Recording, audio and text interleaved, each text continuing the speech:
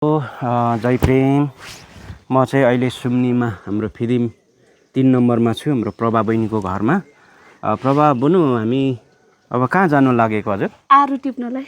आरु? हजुर। आरु हाम्रो यो खाली बाल्टी लिएर हैन? हजुर हजुर। यहाँ चाहिँ हामी आरु टिप्न जाँदैछौँ। बहिनीले फलाउनु भएको छ। मेरो गाउँमा चाहिँ यो आरुलाई चाहिँ बङ्कुलुङ भन्छ है, बङ्कुलुङ। बङ्कुलुङ हाम्रोमा पनि हो त्यस्तै नै। अब बाटो यतै हो। हजुर। ल अगाडि हजुर हेर्नुहोस् त। अनि धेरै फलाउनु भएको छ आरु? सकिसक्यो अब त धेरै बाडिसक्यो हैन? अब थोरै थोरै मात्र बाँकी छ। ए ल तपाईँको त घरको घुरेनमै हो कि हो? हजुर हजुर। बङ्कुलुङ त हजुर। कहाँ टिप्ने? यता र यता टिप्नु न। पनि छ। ड्याममै भएको रहेछ नि त यता हैन? हजुर हजुर। यहाँ बाबाले टिप्दै पनि हुनुहुँदो रहेछ। तर हामी रुखैमा टिप्ने है, आफ्नै हातले टिप्ने ल। ए हस्। ल तपाईँ अगाडि बढ्नु त, देखाउनु न कहाँ फलेको छ। यहाँनिर चाहिँ छ अब। कसरी पो टिप्ने हो? ए बाबा अलरेडी टिपिराख्नु भएको छ नि हजुर? ए ल हामी पनि एक दुईवटा टिप्छौँ है बाबा ल। हजुर आउनुहोस् त लु। ल म टिप्छु होइन, तपाईँले थाप्नु है। ए हस्। यो रुखमा पस्नु पर्छ पर्दैन कि? रुखमा पसौँ? तपाईँ सक्नुहुन्छ? सक्छु म। ल म रुखमा पस्छु है, तपाईँले थाप्नु ल। ए हस् हुन्छ। ल हाम्रो आरु टिपाइ चाहिँ यस्तो छ हजुर। यहाँनिर क्यामराम्यान बाङदेलज्यू देखाउनु होला कति लटरम्म फलेको छ आरु होइन।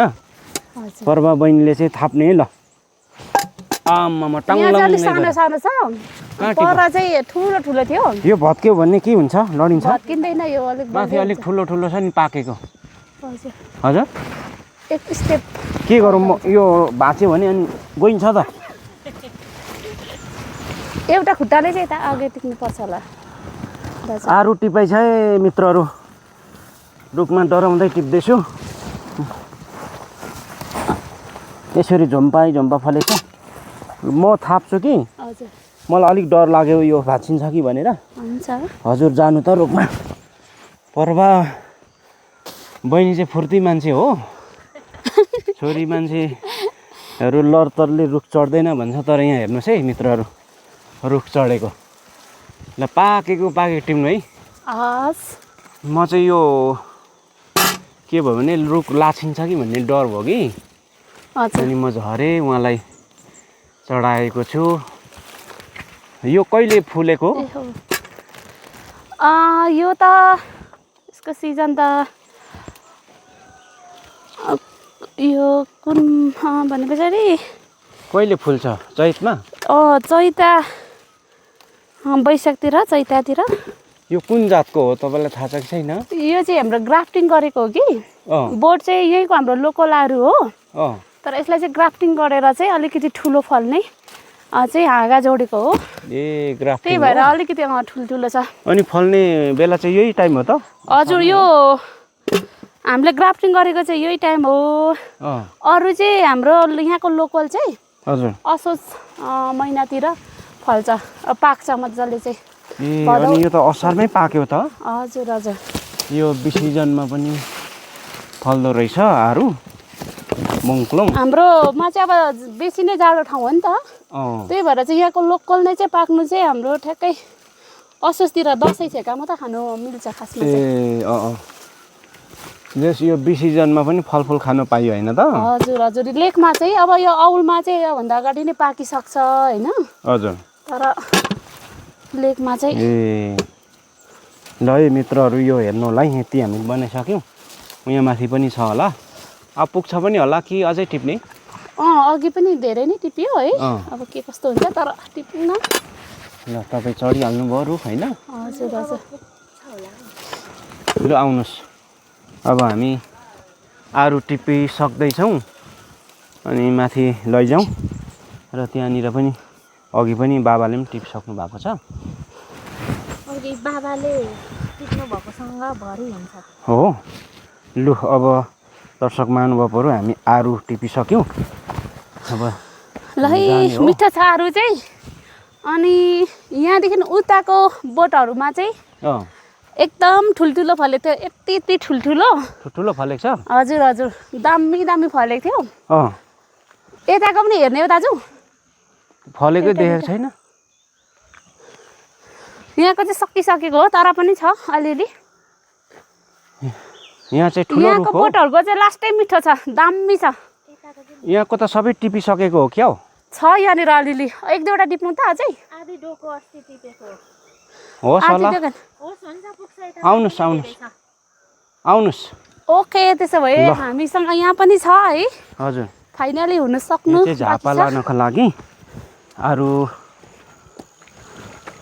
हाम्रो प्रभा बुताङजीले आरू टिप्न जाउँ भनेको त्यस्तो छ अवस्था बुताङजी यता आउनुहोस् त हजुर अब यहाँ थुपार्ने हो हजुर हजुर यहाँ थुपार्ने चलन रहेछ होइन यसरी ल यो आरू फलाउनु भयो होइन तपाईँ यहाँ हेर्न सक्नुहुन्छ एउटा युवा पनि भएकोले युवाहरूले अब फलफुल कृषिमा चाहिँ कसरी ध्यान दिनु पर्ला तपाईँ के छ योजनाहरू यसरी आरू फलाउनु हुँदो रहेछ हो अहिले अब हाम्रो चाहिँ हाम्रो जस्तो जग्गामा चाहिँ चिया खेती सबैभन्दा बेटर हुन्छ दीर्घकालीन खेतीको रूपमा चाहिँ अब रेगुलर आम्दानीको रूपमा जति चियाइ रह्यो जति चाहिँ मुना टिपिरह्यो उति नै चिया चाहिँ उत्पादन भइबस्छ नि त अब हप्तामा एक हप्तामा भइबस्छ अनि अर्को कुरा चाहिँ अब हामीले चाहिँ अब अलिक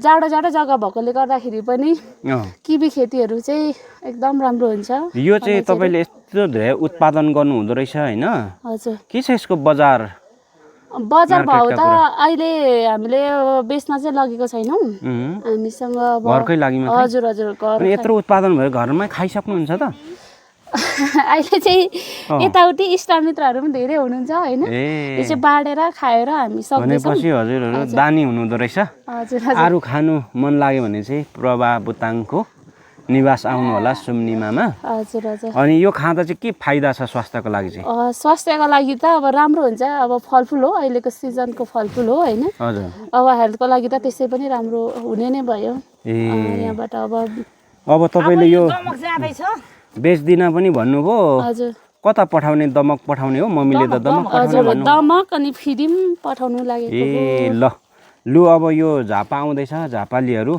सुम्निमाको आरू खानलाई चाहिँ पठाइदिँदैछु म हजुरहरू तम्त्याएर रहनु होला यो चाहिँ उहाँहरू चाहिँ बेच्नु पनि हुन्न कोसिलीहरू गर्नु हुँदो रहेछ ल हजुरलाई धेरै धेरै धन्यवाद यसरी सधैँ बाँडी खाने हुनु आशीर्वाद छ है ए हवस् हुन्छ धन्यवाद हामीसँगै टिप्यौँ पनि यो चाहिँ दामी छ होइन अनि यसलाई चाहिँ अब खान पनि सक्यो चाहिँ बोटमा फलेको हो होइन अझै अर्ग्यानिकै हजुर यो दर्शक महानुभावहरू हामी नधुइकन खान सक्यो होइन पुछपाछ गरेर यसको स्वाद दामी छ कस्तो रहेछ दामी छ समयको सबैजनाले चाहिँ मन पराइराख्नु भएको थियो जस्तो यहाँनिर आउनुहुनेहरू जति पनि हुन्थ्यो खानुभयो होइन उहाँलाई चाहिँ एकदम मम्मी धन्यवाद छोरी त साह्रै मेहनती हुनुहुँदो रहेछ फलाउनु हुँदो रहेछ है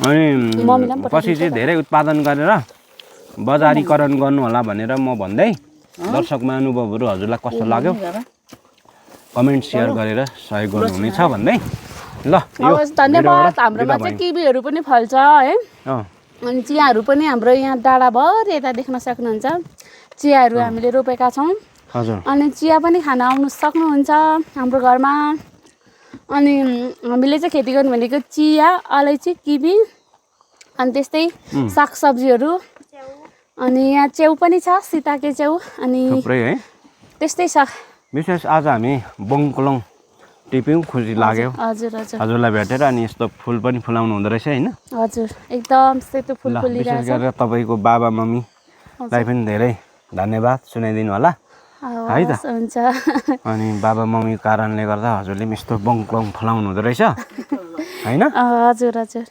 ल धन्यवाद हवस् धन्यवाद यहाँहरू पनि आउन सक्नुहुन्छ भिजिट गर्न सक्नुहुनेछ धन्यवाद उहाँलाई जन्माउने आमा चाहिँ उहीँ हुनुहुन्छ हजुर होइन हजुर आमा छोरी मान्छे उहाँ हुनुहुन्छ अनि आमा भन्दा के अरे छोरी भन्दा आमा तरुनी जस्तो हाम्रो कहिलेकाहीँ भिडियोमा त म त उहाँ भर्खरको देख्छु त के हो यो जादु मम्मीको त्यो चाहिँ अहिलेको समय परिस्थिति र माहौल नै यस्तो छ छोरीहरू चाहिँ सधैँ बुढी हुनुपर्ने आमाहरू चाहिँ राम्रै तरुनी तरुनी होइरहनु पर्ने होइन जवानी भइराख्नु पर्ने छोरीहरूको आयु बाद पनि के न आमाले लिनु पर्ने यस्तो ल पनि खुसी हुँदो लाग्यो रहेछ नि कहिले हजुर आमा छोरीलाई भेटेर हजुर फेरि अर्को पटक हामी फेरि यस्तै भिडियो बनाउनु पाऊँ है त ल हस् हस् हस् धन्यवाद हस् धन्यवाद